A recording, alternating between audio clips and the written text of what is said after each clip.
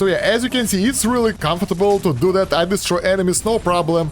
And it works great. What's up guys, it's Kosh, and today I will actually teach you how to play Soul Knight Prequel on PC. So yeah, I've got a lot of questions how to set everything up, so I will do the guide today, and it's really convenient because it will allow you to destroy bosses easier, farm easier, and move easier. So yeah, you can use buttons instead of tap controls and be more comfortable with the game controls. First things first, you go to the video description and click this link.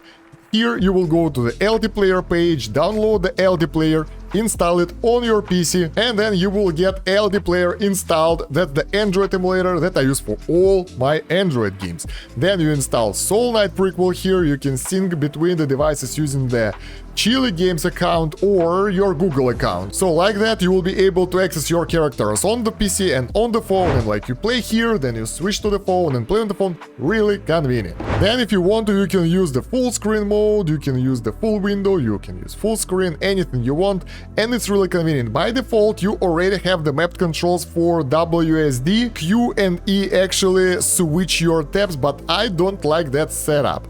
You also have your skills mapped on some buttons on the right because mouse isn't really needed here, you don't need to click anything. So what do I have for the controls? We press F12, that will show you where the buttons are mapped. If you don't have it, you open the full screen, you click on the keyboard over here, and here you can assign the buttons. I have action bar switch on tab because it's really convenient for me. Then we have two setups here, so I made two setups because I use both at the same time. Space will go for action button, so it's normal attack and pick up and talk to other guys and stuff.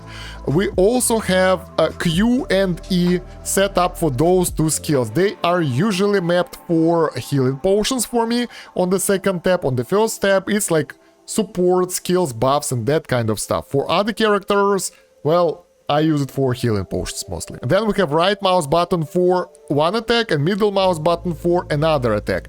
I rarely use it because I usually use the other button. So I have P and O over here. So I made a line of buttons. So I use the line of keys from O to the square bracket on the right. You can see it over here. Let me move those so you can see more. There we go. And that's O, P, then left square bracket, then the right square bracket. That allows me to use one hand for the skills, another one for WSD for the movement basically. And also I might wanna macro the inventory, but I mean, I will need mouse there anyway. So if you are playing it without the camera, you can show key map instructions when game start and keep all those things on, and then you will have them on the screen, so you will be able to see them at all times and press them when you want to press them. So there we go. Now I can play the game with the keyboard and mouse if I want to. So we'll have the Q and E for those skills, right mouse button for attack,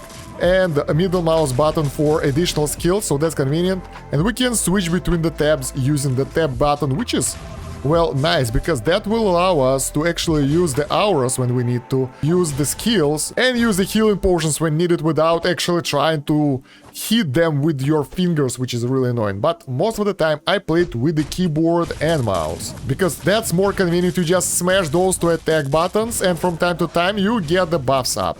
So that's what I use for my artilleries. For other classes, if I have all of the first bar with the attack skills, I usually go with the full keyboard motion on the right to use all the skills, so O, P, and square brackets. And yeah, honestly, it feels way more comfortable than playing on the phone because, well, you can just mash the buttons without looking at them, and you will never misclick anything as long as you're used to the controls. So yeah, as you can see, it's really comfortable to do that. I destroy enemies, no problem.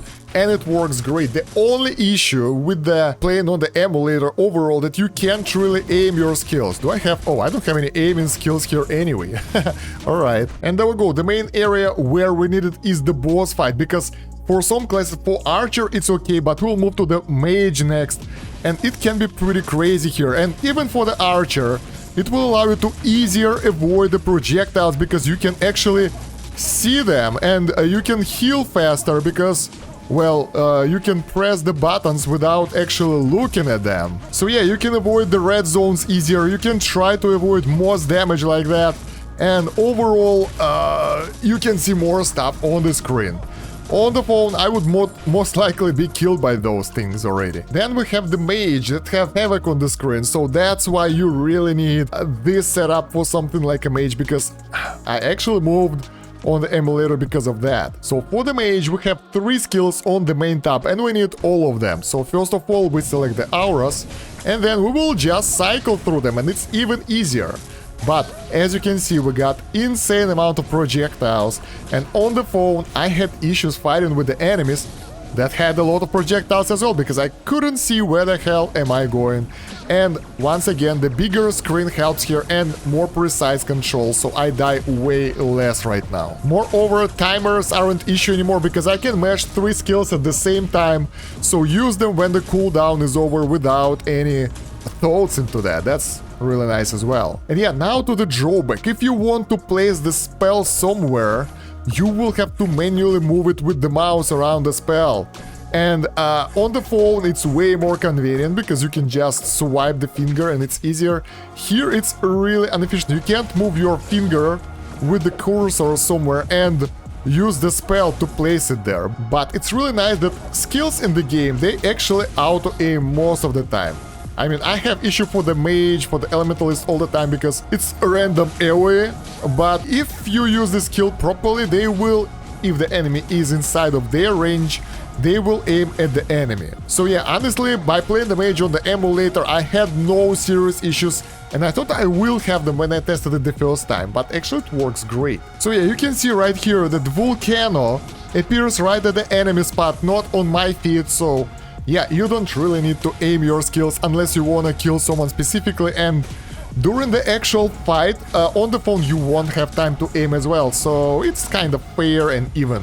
Who the hell is that? Anubis? I don't remember fighting him before. But yeah, in any case, for the tougher enemies that have AoE and that kind of stuff, it's even more useful, because you will not miss the opportunity to evade like that, unlike when you play on the phone and all the screen is full of your skills and all that stuff. There we go. So yeah, I can strongly recommend you guys to try the LDplayer. That's what I use for all my Android games. Once again, I've got the affiliate link in the video description, so if you will download it, it will help the channel a bit.